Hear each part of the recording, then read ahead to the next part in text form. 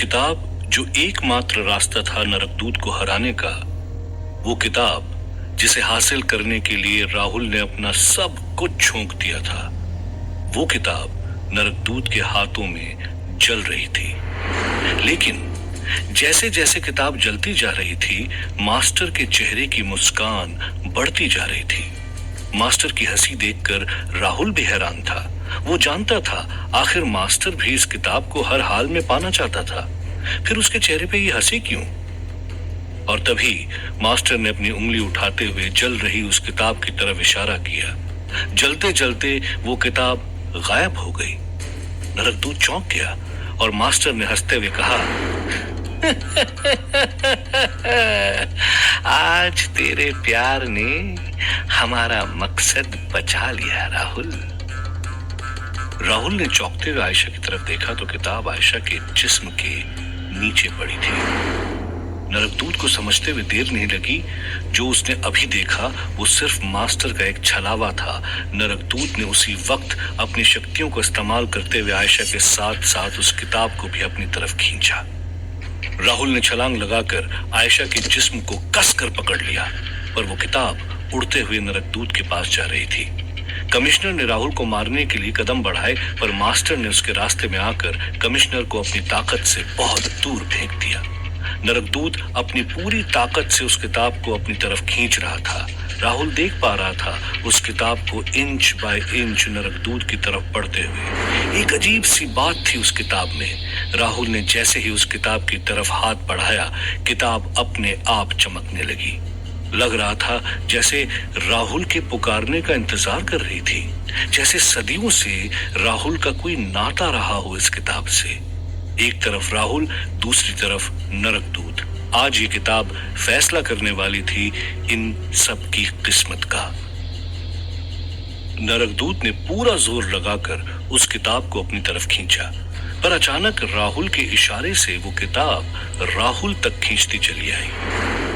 ये देखकर नरकदूत हैरान था और मास्टर के चेहरे पर जीत की खुशी थी। मास्टर ने तेजी से अपना हाथ घुमाते हुए काले घने बादलों का तूफान बना दिया था, जिसके अंदर से एक रास्ता जा रहा था। मास्टर ने चीखते हुए कहा, राहुल जल्दी! राहुल के हाथ में किताब थी और दूसरे हाथ में आयशा का जिस्म, और तभी आयशा ने खांसते हुए अपनी आंखें खोली। आयशा को जिंदा देख राहुल की आंखों में खुशी की चमक थी।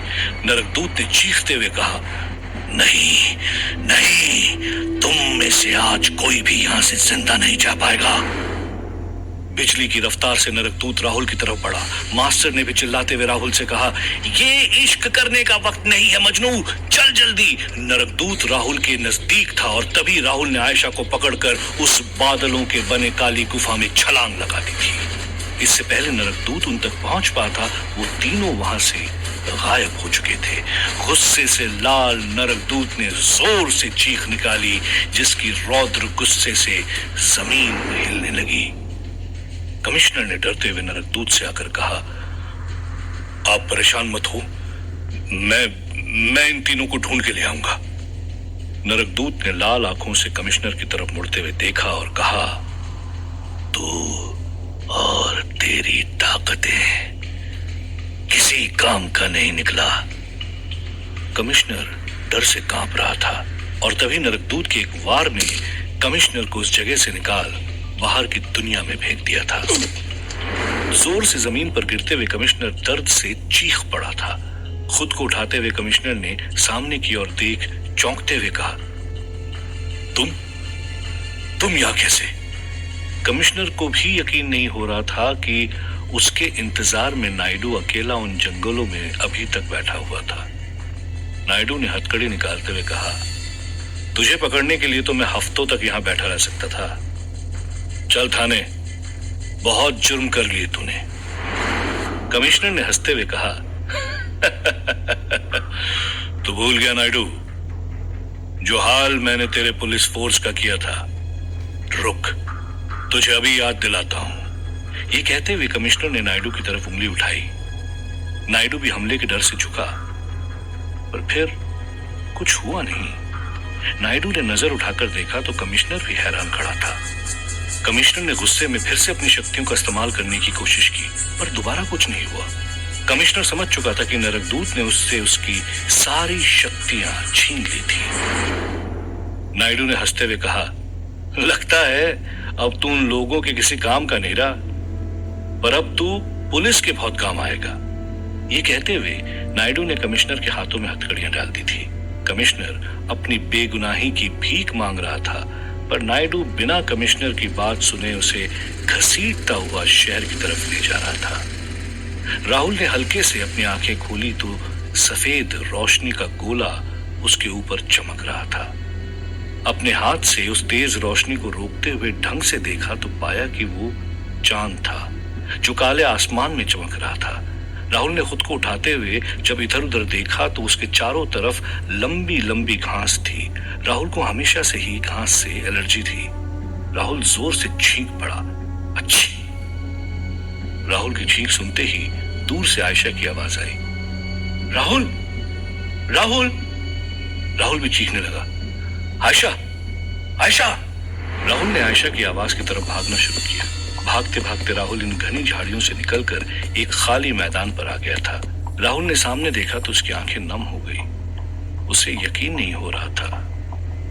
वो आयशा जो कुछ देर पहले तक आत्मा थी, अभी जीती जागती उसके सामने खड़ी थी। आयशा राहुल का नाम लेते हुए उसके गले लग पड़ी।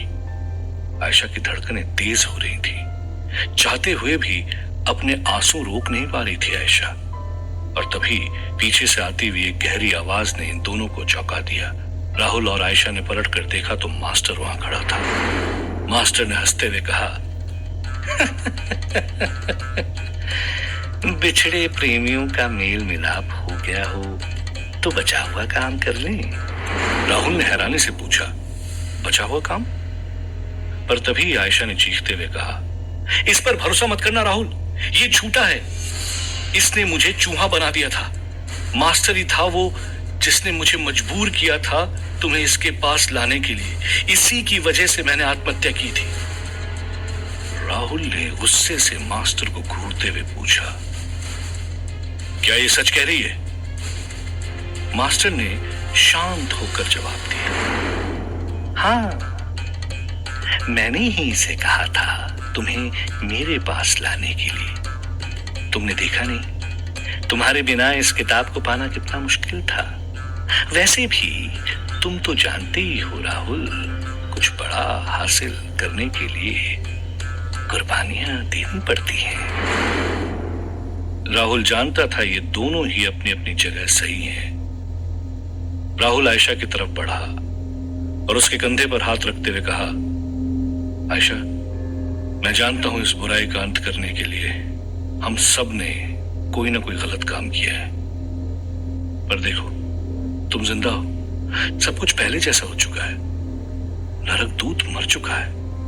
मास्टर ने गहरी आवाज में कहा, नरकदूत नहीं मरा है। चौंकते हुए राहुल ने मास्टर की तरफ देखा और पूछा, क्या? पर यह किताब तो हमारे पास है। तब मास्टर ने राहुल को समझाया कि इस किताब में सिर्फ नरकदूत का विनाश करने का तरीका लिखा है। नरकदूत अभी भी जिंदा है। राहुल ने चौंकते हुए पूछा, तो इसका मतलब हमें दोबारा नरकदूत का सामना करना होगा?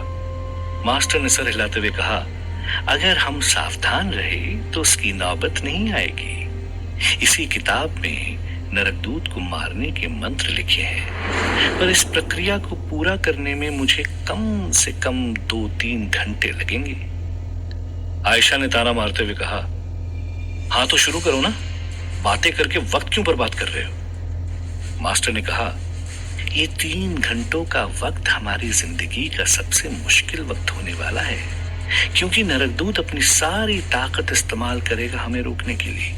हो सकता है वो खुद नरक के द्वार से काली शक्तियों को बुलावा दे, वो शक्तियां जो गिद्ध की तरह हमें कहीं से भी ढूंढ निकालेगी। राहुल को लगा जब वो लोग नरकदूत का सामना कर सकते हैं तो फिर इन काली शक्तियों को हराना ज्यादा मुश्किल नहीं होगा। पर मास्टर ने राहुल को समझाया कि जब तक वो किताब में लिखी प्रक्रिया पूरी नहीं कर लेता, राहुल और आयशा दोनों को किसी भी काली शक्ति को उस तक आने से रोकना होगा। मास्टर ने आसपास का इलाका देखते हुए कहा, यहां से कुछ ही दूर पर एक पहाड़ की चोटी है, हमें वहीं जाना होगा। राहुल ने आयशा को पकड़ जैसे ही उड़ने की कोशिश की, वो जमीन से हिला तक नहीं। मास्टर ने हंसते हुए कहा, लगता है अब तुम नरकदूत के प्यारे नहीं रहे।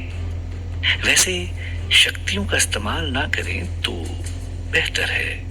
वो काली शक्तियां दूसरे शक्तियों को ढूंढ लेते हैं, वहां तक पहुंच जाते हैं। राहुल और आयशा समझ गए थे कि अब उन्हें आगे की मंजिल चलकर ही तय करनी होगी। राहुल ने नजरें घुमाई तो उसे पास ही में एक सड़क दिखाई दी। राहुल ने सड़क की तरफ इशारा करते हुए कहा, किस्मत अच्छी हुई तो लिफ्ट मिल सकती है। और फिर ये तीनों बढ़ चले थे उस रास्ते की तरफ जहां ना जाने कौन सी नई मुसीबत उनका इंतजार कर रही थी। मुसीबत में तो नरकदूत भी था। उस किताब के जाने के बाद नरकदूत गुस्से से तिलमिलाया हुआ था। नरकदूत अपनी आंखें बंद कर हवा में उड़ते हुए मंत्र का उच्चारण कर काली शक्तियों को बुलाने लगा। देखते ही देखते नरकदूत के सामने आग का गोला प्रकट हो गया। ऐसा लग रहा था कि मानो नरक का दरवाजा हो। नरकदूत ने तभी चीखते हुए कहा, मैं न्योता देता हूं उन सभी काली शक्तियों को जो मेरी गुलाम है। आज इस वक्त मुझे तुम्हारी सबसे ज्यादा जरूरत है। सामने आओ, मेरे सामने आओ। नरकदूत का बुलावा सुन उस आग के गोले से एक काली परछाई निकलकर बाहर आई। नरकदूत ने परछाई की तरफ देखते हुए कहा, वक्त कम है तुम्हारे पास। किसी भी हाल में मास्टर उस किताब की प्रक्रिया पूरी ना करे। जाओ ढूंढो उसे। धरती की गर्त में या आसमान की ऊंचाइयों में या पानी की गहराइयों में वो तीनों जहां मिले उनका विनाश कर दो। नरकदूत का आदेश मानकर वो परछाई वहां से बिजली की रफ्तार से गायब हो गई थी। नायडू कमिश्नर को घसीटता हुआ अपनी बाइक तक ले आया था। कमिश्नर बार बार नायडू से उसे छोड़ने की विनती किए जा रहा था। अपने बेकसूर होने की कस्में खाए जा रहा था। नायडू ने गुस्से में कहा, तो कोई बेकसूर नहीं कमिश्नर। महेंद्र नाथ के परिवार की लाशें चुराई हैं तूने। कमिश्नर अपने राज को खुलता देख हैरान था। उसने खुद का पक्ष रखते हुए कहा, हाँ मैंने चुराई थी वो मुर्दा लाशें, पर इसीलिए ताकि उन लाशों से काला जादू सीख सकूं। जिस दिन मुझे पता चला कि अजंता में कुछ ऐसी लाशें मिली हैं जिन्हें जलाया नहीं जा सकता, मैं तब उन लाशों को पाना चाहता था और कुछ 2 महीना पहले ही मैंने उन्हें चुरा लिया था। नायडू ने कमिश्नर के सामने एक शर्त रख दी। अगर कमिश्नर को अपनी सजा से बचना है तो उसे नायडू को महेंद्र नाथ गुप्ता के परिवार की उन लाशों तक ले जाना होगा। कमिश्नर सोच में पड़ गया था, पर नायडू की बात मानने के अलावा उसके पास और कोई उपाय था भी नहीं। कमिश्नर ने सर झुकाते हुए कहा, ठीक है, मैं ले जाऊंगा तुम्हें वहां। नायडू के चेहरे पर अब खुशी थी। वो जानता था उन लाशों में कोई तो ऐसा राज छुपा है जो इस पूरी कहानी की गुत्थी सुलझा सकता है। सुनसान सड़क पर चलते चलते आयशा थक गई थी। आयशा ने हांफते हुए राहुल से कहा, और कितनी दूर चलना होगा राहुल? एक भी गाड़ी नहीं रुकी अब तक। मास्टर जो उनसे थोड़ी दूर पर चल रहा था पलटकर एक शरारती हंसी के साथ कहा, लड़की हो तुम तो आसानी से गाड़ी रुका सकती हो। आयशा के चेहरे पर गुस्सा साफ दिख रहा था, पर वो मास्टर को जवाब नहीं दे पाई। वो जानती थी कि मास्टर भले ही कमीना है, पर इस वक्त वो गलत नहीं कह रहा है। आखिर सड़क के किनारे एक सुनसान लड़की को देखकर कोई भी आसानी से लिफ्ट देने के लिए तैयार हो जाएगा। और तभी आयशा ने देखा कि 2 चमकती हुई हेडलाइट उनकी तरफ आ रही थी। मास्टर ने राहुल को देखा, राहुल ने आयशा की तरफ देखा।